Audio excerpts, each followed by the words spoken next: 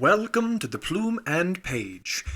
Today's story is The Strange Case of Dr. Jekyll and Mr. Hyde by Robert Louis Stevenson. Henry Jekyll's full statement of the case. I was born in the year 18, to a large fortune, endowed besides with excellent parts, inclined by nature to industry, fond of the respect of the wise, and good among my fellowmen, and thus, as might have been supposed, with every guarantee of an honourable and distinguished future.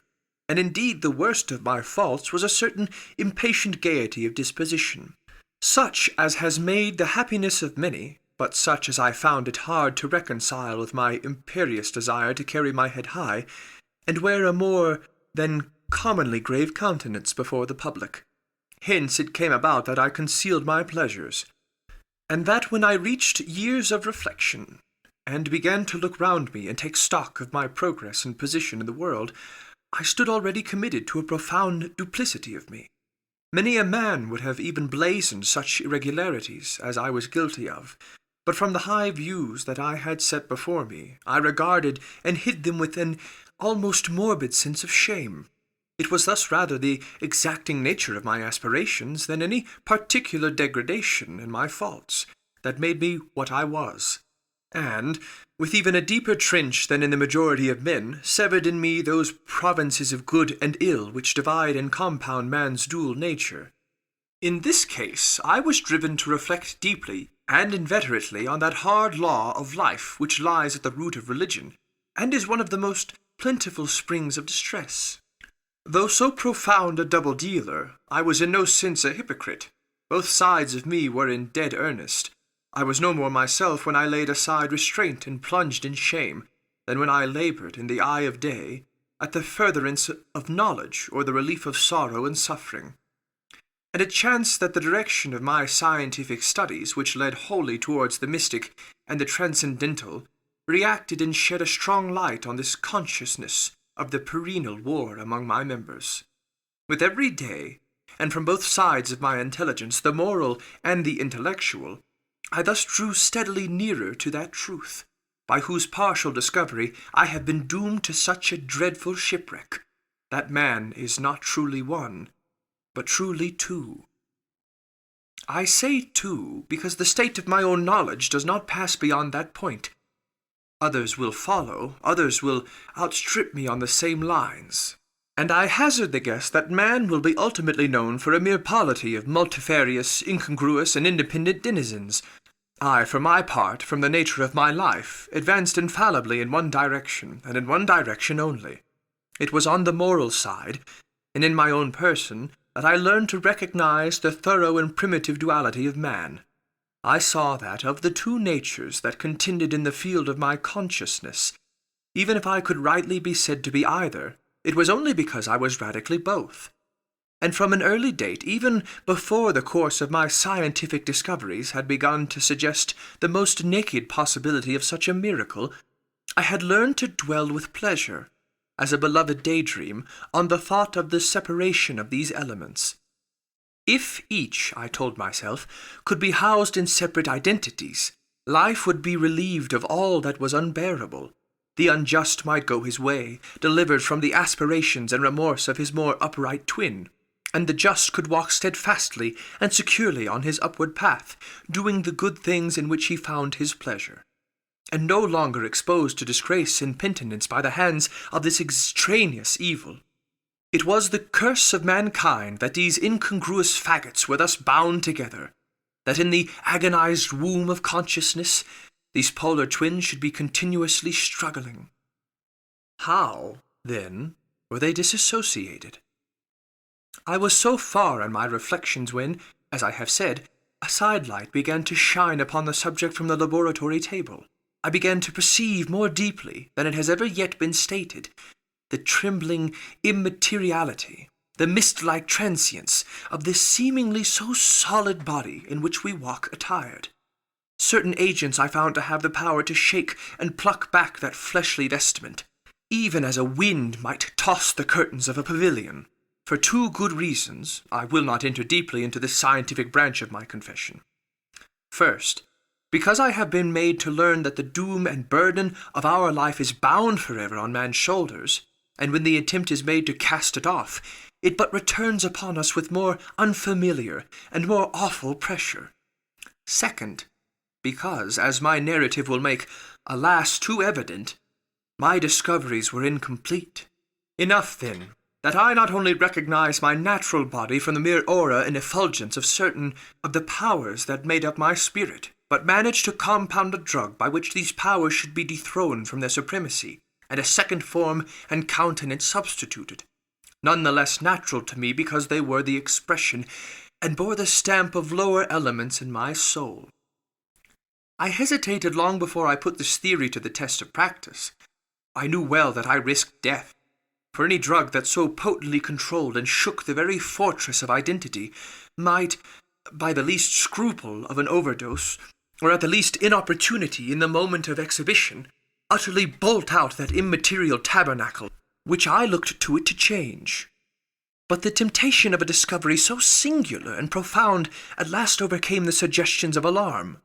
I had long since prepared my tincture. I purchased at once from a firm of wholesale chemists a large quantity of a particular salt which I knew, from my experiments, to be the last ingredient required, and late one accursed night I compounded the elements, watched them boil and smoke together in the glass, and when the ebullition had subsided, with a strong glow of courage, drank off the potion. The most racking pangs succeeded, a grinding in the bones, deadly nausea, and a horror of the spirits that cannot be exceeded at the hour of birth or death. Then these agonies began swiftly to subside, and I came to myself as if out of a great sickness. There was something strange in my sensation, something indescribably new and, from its very novelty, incredibly sweet. I felt younger, lighter, happier in body. Within I was conscious of a heady recklessness, a current of disordered sensual images running like a mill-race in my fancy, a solution of the bonds of obligation, an unknown but not an innocent freedom of the soul. I knew myself, at the first breath of this new life, to be more wicked, tenfold more wicked, sold a slave to my original evil. And the thought in that moment braced and delighted me like wine. I stretched out my hands, exulting in the freshness of these sensations, and in the act I was suddenly aware that I had lost in stature. There was no mirror at that date in my room. That which stands beside me as I write was brought here later on, and for the very purpose of these transformations. The night, however, was far gone into the morning. The morning, black as it was nearly ripe for the conception of the day. The inmates of my house were locked in the most rigorous hours of slumber, and I determined, flushed as I was with hope and triumph, to venture in my new shape as far as to my bedroom. I crossed the yard wherein the constellations looked down upon me. I could have thought with wonder the first creature of that sort that their unsleeping vigilance had yet disclosed to them. I stole through the corridors, a stranger in my own house, and coming to my room, I saw for the first time the appearance of Edward Hyde. I must here speak by theory alone, saying not that which I know, but that which I suppose to be probable.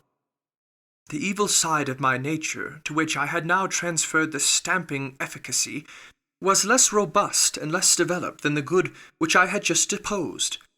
Again, in the course of my life, which had been, after all, 9/10 of a life of effort, virtue, and control, it had been much less exercised and much less exhausted, and hence, as I think, it came about that Edward Hyde was so much smaller, slighter, and younger than Henry Jekyll.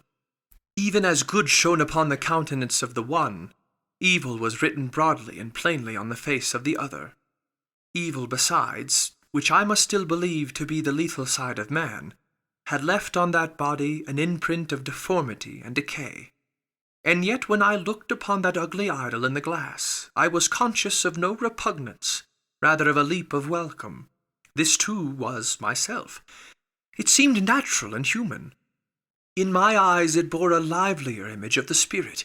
It seemed more express and single than the imperfect and divided countenance I had been hitherto accustomed to call mine. and in so far I was doubtless right. I have observed that when I wore the semblance of Edward Hyde, none could come near to me at first without a visible misgiving of the flesh. This, as I take it, was because all human beings, as we meet them, are commingled out of good and evil, and Edward Hyde, alone in the ranks of mankind, was pure evil. I lingered but a moment at the mirror. The second and conclusive experiment had yet to be attempted. It yet remained to be seen if I had lost my identity beyond redemption, and must flee before daylight from a house that was no longer mine, and hurrying back to the cabinet, I once more prepared and drank the cup, once more suffered the pangs of disillusion, and came to myself once more with the character, the stature, and the face of Henry Jekyll. That night I had come to the fatal crossroads. Had I approached my discovery in a more noble spirit, had I risked the experiment while under the empire of generous or pious aspirations, all must have been otherwise, and from these agonies of death and birth I had come forth an angel instead of a fiend. The drug had no discriminating action. It was neither diabolical nor divine. It but shook the doors of the prison-house of my disposition, and like the captives of Philippi, that which stood within ran forth. At that time my virtue slumbered, my evil, kept awake by ambition, was alert and swift to seize the occasion, and the thing that was projected was Edward Hyde.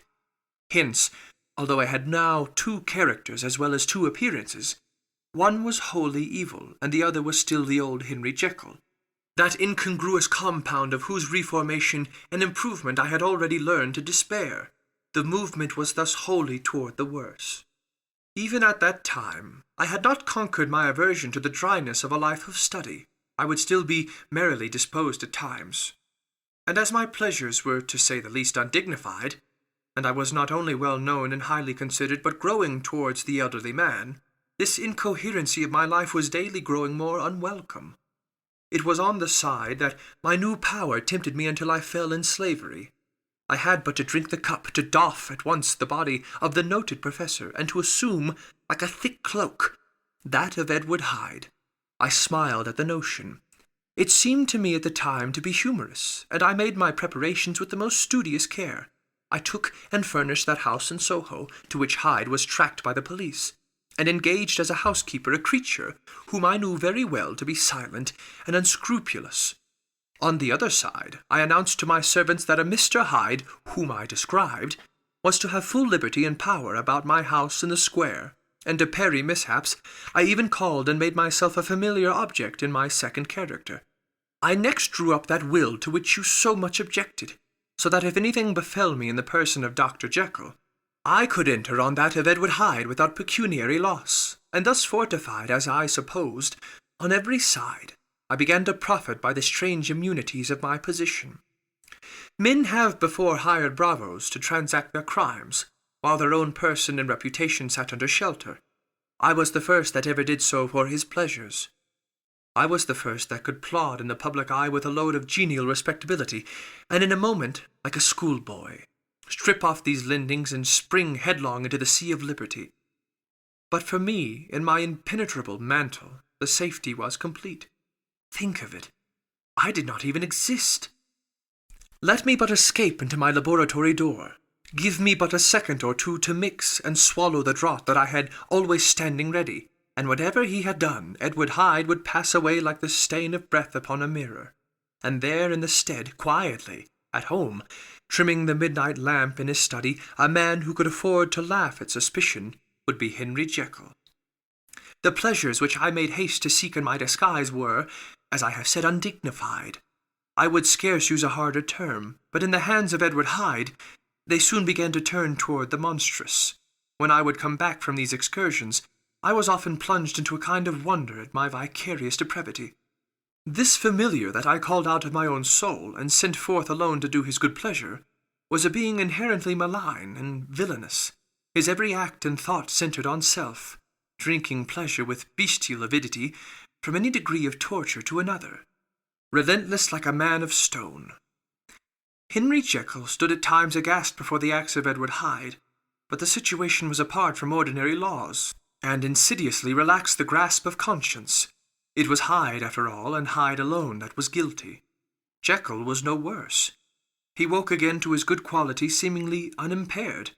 He would even make haste, where it was possible, to undo the evil done by Hyde, and thus his conscience slumbered.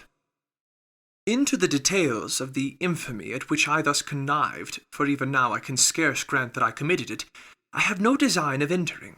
I mean but to point out the warnings and the successive steps with which my chastisement approached. I met with one accident which, as it brought of no consequence, I shall no more than mention. An act of cruelty to a child aroused against me the anger of a passer-by, whom I recognized the other day in the person of your kinsman. The doctor and the child's family joined him. There were moments when I feared for my life, and at last, in order to pacify their too just resentment, Edward Hyde had to bring them to the door and pay them in a cheque drawn in the name of Henry Jekyll. But this danger was easily eliminated from the future, by opening an account at another bank in the name of Edward Hyde himself. And when, by sloping my own hand backward, I had supplied my double with a signature, and I thought I sat beyond the reach of fate. Some 2 months before the murder of Sir Danvers, I had been out for one of my adventures, had returned at a late hour, and woke the next day in bed with somewhat odd sensations. It was in vain I looked about me. In vain I saw the decent furniture and tall proportions of my room in the square. In vain that I recognized the pattern of the bed-curtains and the design of the mahogany frame. Something still kept insisting that I was not where I was, that I had not wakened where I seemed to be, but in the little room in Soho where I was accustomed to sleep in the body of Edward Hyde. I smiled to myself, and in my psychological way began lazily to inquire into the elements of this illusion, occasionally, even as I did so, dropping back into a comfortable morning doze. I was still so engaged when, in one of my more wakeful moments, my eyes fell upon my hand. Now the hand of Henry Jekyll, as you have often remarked, was professional in shape and size. It was large, firm, white, and comely. But the hand which I now saw clearly enough, in the yellow light of a mid-London morning, lying half shut on the bedclothes, was lean, coarder, knuckly, of a dusker pallor, and thickly shaded with a swart growth of hair. It was the hand of Edward Hyde.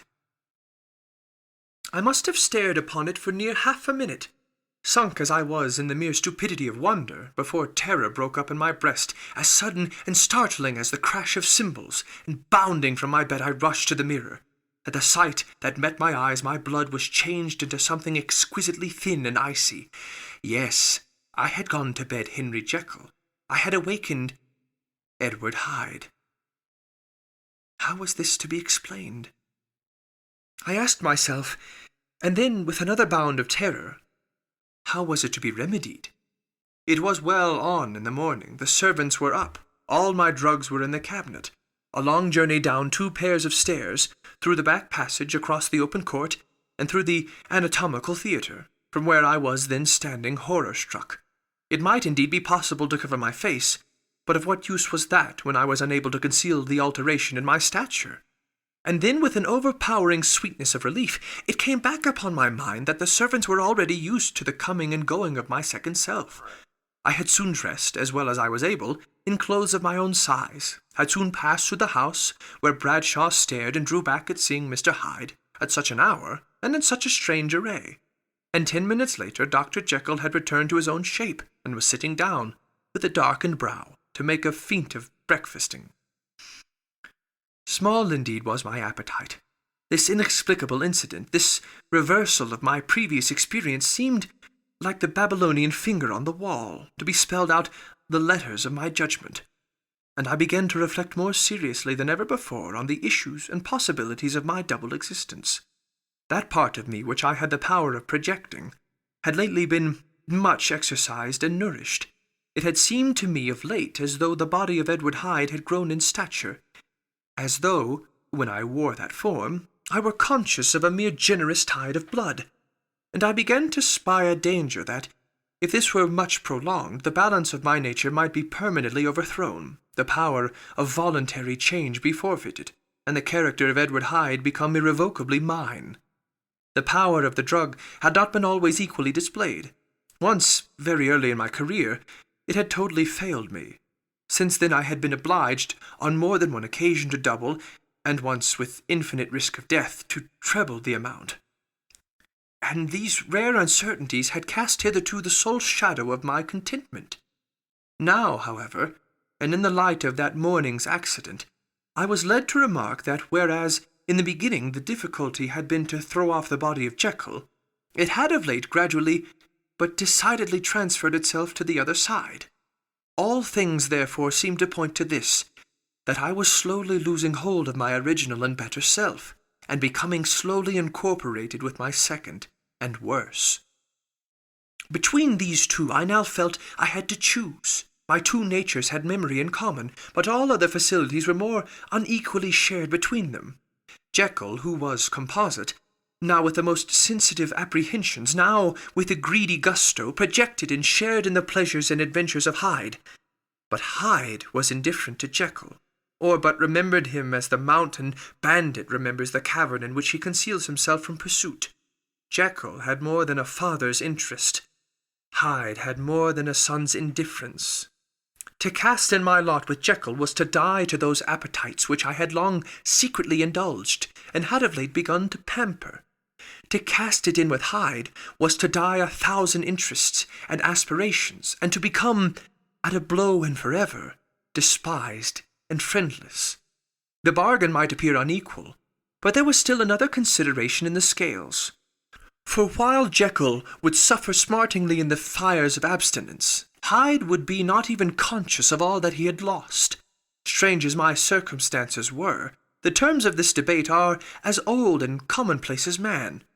Much the same inducements and alarms cast the die for any tempted and trembling sinner, and it fell out with me, as it falls with so vast a majority of my fellows, that I chose the better part, and was found wanting in the strength to keep to it. Yes, I preferred the elderly and discontented doctor, surrounded by his friends and cherishing honest hopes, and bade a resolute farewell to the liberty, the comparative youth, the light step, leaping impulses, and secret pleasures that I had enjoyed in the disguise of Hyde. I made this choice perhaps with some unconscious reservation, for I neither gave up the house in Soho, nor destroyed the colours of Edward Hyde, which still lay ready in my cabinet. For 2 months, however, I was true to my determination. For 2 months I led a life of such severity as I had never before attained to, and enjoyed the compensations of an improving conscience. But time began at last to obliterate the freshness of my alarm. The praises of conscience began to grow into a thing of course. I began to be tortured with throes and longings, as of Hyde struggling after freedom. And at last, in an hour of moral weakness, I once again compounded and swallowed the transforming draught. I do not suppose that when a drunkard reasons with himself upon his vice, he is once out of 500 times affected by the dangers that he runs through his brutish physical insensibility. Neither had I, long as I had considered my position, made enough allowance for the complete moral insensibility and insensate readiness to evil, which were the leading characters of Edward Hyde. Yet it was by these that I was punished. My devil had been long caged, he came out roaring. I was conscious, even when I took the draught, of a more unbridled, a more furious propensity to ill. It must have been this, I suppose, that stirred in my soul that tempest of impatience, with which I listened to the civilities of my unhappy victim. I declare, at least, before God, no man morally sane could have been guilty of that crime upon so pitiful a provocation, and that I struck in no more reasonable spirit than that in which a sick child may break a plaything. But I had voluntarily stripped myself of all those balancing instincts by which even the worst of us continues to walk with some degree of steadiness among temptations, and in my case, to be tempted, however slightly, was to fall. Instantly the spirit of hell awoke in me enraged. With the transport of glee I mauled the unresisting body, tasting delight from every blow. And it was not till weariness had begun to succeed that I was suddenly, in the top fit of my delirium, struck through the heart by a cold thrill of terror. A mist dispersed. I saw my life to be forfeit, and fled from the scene of these excesses at once, glorifying and trembling, my lust of evil gratified and stimulated, my love of life screwed to the topmost peg. I ran to the house in Soho, and, to make assurance doubly sure, destroyed my papers.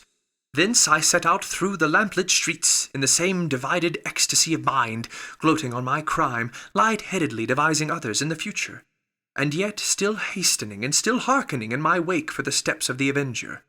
Hyde had a song upon his lips as he compounded the draught, and as he drank it pledged the dead man. The pangs of transformation had not done tearing him before Henry Jekyll, with streaming tears of gratitude and remorse, had fallen upon his knees and lifted his clasped hands to God. The veil of self-indulgence was rent from head to foot. I saw my life as a whole.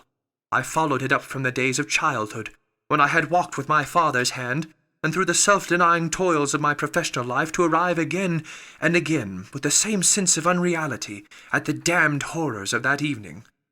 I could have screamed aloud. I sought with tears and prayers to smother down the crowd of hideous images and sounds with which my memory swarmed against me. And still, between the petitions, the ugly face of my iniquity stared into my soul. As the acuteness of this remorse began to die away, it was succeeded by a sense of joy. The problem of my conduct was solved. Hyde was thenceforth impossible. Whether I would or not, I was now confined to the better part of my existence, and oh, how I rejoiced to think of it! With what willing humility I embraced anew the restrictions of natural life! With what sincere renunciation I locked the door by which I had so often gone and come, and ground the key under my heel! The next day came the news that the murder had not been overlooked, that the guilt of Hyde was patent to the world, and that the victim was a man high in public estimation. It was not only a crime, it had been a tragic folly. I think I was glad to know it. I think I was glad to have my better impulses thus buttressed and guarded by the terrors of the scaffold. Jekyll was now my city of refuge. Let but Hyde peep out an instant, and the hands of all men would be raised to take and slay him. I resolved in my future conduct to redeem the past, and I can say with honesty that my resolve was fruitful of some good. You know yourself how earnestly, in the last months of the last year, I labored to relieve suffering. You know that much was done for others, and that the days passed quietly, almost happily for myself. Nor can I truly say that I wearied of this beneficent and innocent life.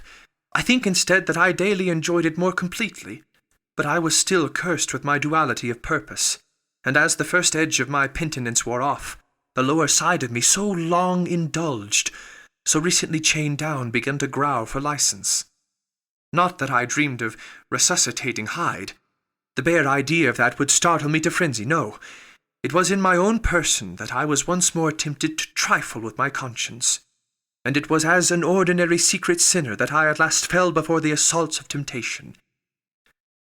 There comes an end to all things. The most capacious measure is filled at last, and this brief condescension to my evil finally destroyed the balance of my soul. And yet I was not alarmed. The fall seemed natural, like a return to the old days before I had made my discovery. It was a fine, clear January day, wet underfoot where the frost had melted, but cloudless overhead, and the Regent's Park was full of winter chirrupings and sweet with spring odours. I sat in the sun on a bench, the animal within me licking the chops of memory. The spiritual side a little drowsed, promising subsequent penitence, but not yet moved to begin. After all, I reflected, I was like my neighbours. And then I smiled, comparing myself with other men, comparing my active goodwill with the lazy cruelty of their neglect. And at the very moment of that vainglorious thought, a qualm came over me, a horrid nausea, and the most deadly shuddering. These passed away and left me faint, and then, as in its turn faintness subsided, I began to be aware of a change in the temper of my thoughts, a greater boldness, a contempt of danger, a solution of the bonds of obligation. I looked down. My clothes hung formlessly on my shrunken limbs. The hand that lay on my knee was corded and hairy. I was once more Edward Hyde. A moment before I had been safe of all men's respect, wealthy, beloved, the cloth laying for me in the dining-room at home, and now I was the common quarry of mankind, hunted, houseless, a known murderer, thrall to the gallows. My reason wavered, but it did not fail me utterly. I have more than once observed that in my second character my faculty seemed sharpened to a point, and my spirits more tensely elastic. Thus it came about that, where Jekyll perhaps might have succumbed, Hyde rose to the importance of the moment. My drugs were in one of the presses of my cabinet. How was I to reach them? That was the problem that, crushing my temples in my hands, I set myself to solve. The laboratory door I had closed. If I sought to enter by the house, my own servants would consign me to the gallows. I saw I must employ another hand, and thought of Lanyon. How was he to be reached? How persuaded? Supposing that I escaped capture in the streets, how was I to make my way into his presence? And how should I, an unknown and displeasing visitor, prevail on the famous physician to rifle the study of his colleague Dr. Jekyll? Then I remembered that of my original character, one part remained to me. I could write my own hand, and once I had conceived that kindling spark, the way that I must follow became lighted up from end to end. Thereupon I arranged my clothes as best I could, and summoning a passing hansom, drove to a hotel in Portland Street, the name of which I chanced to remember.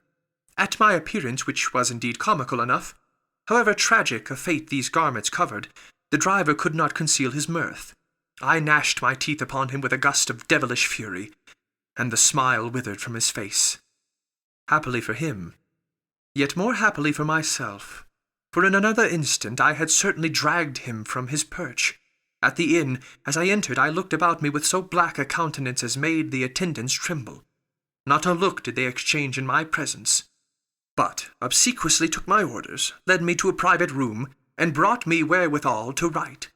Hyde, in danger of his life, was a creature new to me, shaken with inordinate anger, strung to the pitch of murder, lusting to inflict pain. Yet the creature was astute, mastered his fury with a great effort of the will, composed his 2 important letters, one to Lanyon and one to Poole, and that he might receive actual evidence of their being posted, sent them out with directions that they should be registered. Thenceforward he sat all day over the fire in the private room, gnawing his nails. There he dined, sitting alone with his fears, the waiter visibly quailing before his eye. And thence, when the night was fully come, he set forth in the corner of a closed cab, and was driven to and fro about the streets of the city. He, I say. I cannot say I. That child of hell had nothing human. Nothing lived in him but fear and hatred. And when at last, thinking the driver had begun to grow suspicious, he discharged the cab and ventured on foot, attired in his misfitting clothes, an object marked out for observation, into the midst of the nocturnal passengers, these 2 base passions raged within him like a tempest. He walked fast, hunted by his fears, chattering to himself, sulking through the less frequented thoroughfares, counting the minutes that still divided him from midnight. Once a woman spoke to him, offering, I think, a box of lights. He smote her in the face, and she fled. When I came to myself at Lanyon's, the horror of my old friend perhaps affected me somewhat. I do not know. It was at least but a drop in the sea to the abhorrence with which I looked back upon these hours. A change had come over me. It was no longer the fear of the gallows. It was the horror of being Hyde that racked me. I received Lanyon's condemnation partly in a dream. It was partly in a dream that I came home to my own house and got into bed. I slept after the prostration of the day with a stringent and profound slumber which not even the nightmares that wrung me could avail to break. I awoke in the morning shaken, weakened, but refreshed. I still hated and feared the thought of the brute that slept within me, and I had not, of course, forgotten the appalling dangers of the day before. But I was once more at home, in my own house, and close to my drugs, and gratitude for my escape shone so strong in my soul that it almost rivaled the brightness of hope. I was steeping leisurely across the court after breakfast, drinking the chill of the air with pleasure, when I was seized again with those indescribable sensations that heralded the change, and I had but the time to gain the shelter of my cabinet before I was once again raging and freezing with the passions of Hyde. It took on this occasion a double dose to recall me to myself, and alas, 6 hours after, as I sat looking sadly in the fire, the pangs returned, and the drug had to be re-administered.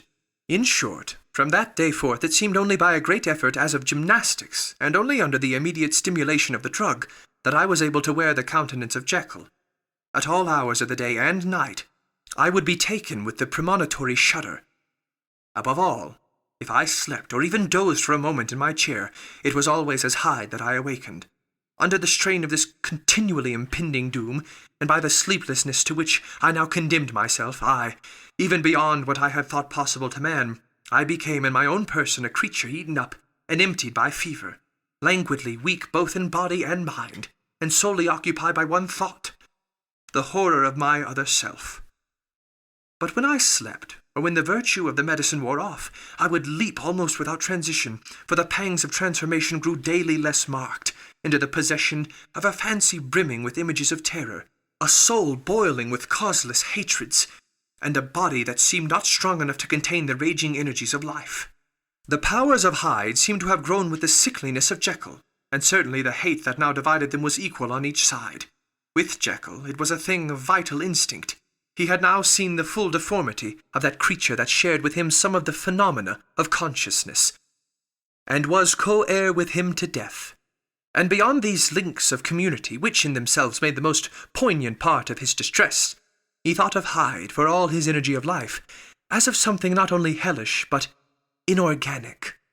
This was the shocking thing, that the slime of the pit seemed to utter cries and voices, that the amorphous dust gesticulated and sinned, that what was dead, and had no shape, should usurp the offices of life, and this again, that insurgent horror was knit to him closer than a wife, closer than an eye, lay caged in his flesh, where he heard it mutter and felt it struggle to be born, and at every hour of weakness and in the confidence of slumber prevailed against him and deposed him out of life. The hatred of Hyde for Jekyll was of a different order. His terror of the gallows drove him continually to commit temporary suicide, and return to his subordinate station of a part instead of a person. But he loathed the necessity, he loathed the despondency into which Jekyll was now fallen, and he resented the dislike with which he was himself regarded. Hence the ape-like tricks that he would play me, scrawling in my own hand blasphemies on the pages of my books, burning the letters and destroying the portrait of my father, and indeed, had it not been for his fear of death, he would long ago have ruined himself in order to involve me in the ruin. But his love of me is wonderful. I go further. I, who sicken and freeze at the mere thought of him, when I recall the abjection and passion of this attachment, and when I know how he fears my power to cut him off by suicide, I find it in my heart to pity him. It is useless, and the time awfully fails me to prolong this description. No one has ever suffered such torments, let that suffice. And yet even to these habit brought, no, not alleviation, but a certain callousness of soul, a certain acquiescence of despair. And my punishment might have gone on for years, but for the last calamity, which has now fallen, and which has finally severed me from my own face and nature. My provision of the salt, which had never been renewed since the date of the first experiment, began to run low. I sent out for a fresh supply and mixed the draught. The ebullition followed, and the first change of colour, not the second. I drank it, and it was without efficiency. You will learn from Poole how I have had London ransacked. It was in vain, and I am now persuaded that my first supply was impure, and that it was that unknown impurity which lent efficacy to the draught. About a week has passed, and I am now finishing this statement under the influence of the last of the old powders. This, then, is the last time, short of a miracle, that Henry Jekyll can think his own thoughts or see his own face, now how sadly altered, in the glass. Nor must I delay too long to bring my writing to an end. For if my narrative has hitherto escaped destruction, it has been by a combination of great prudence and great good luck. Should the throes of change take me in the act of writing it, Hyde will tear it in pieces. But if some time shall have elapsed after I have laid it by, his wonderful selfishness and circumscription to the moment will probably save it once again from the actions of his ape-like spite. And indeed the doom that is closing on us both has already changed and crushed him. Half an hour from now, when I shall again and forever re-undo that hated personality, I know how I shall sit shuddering and weeping in my chair, or continue, with the most strained and fear-struck ecstasy of listening, to pace up and down this room, my last earthly refuge, and give ear to every sound of menace. Will Hyde die upon the scaffold, or will he find courage to release himself at the last moment? God knows. I am careless.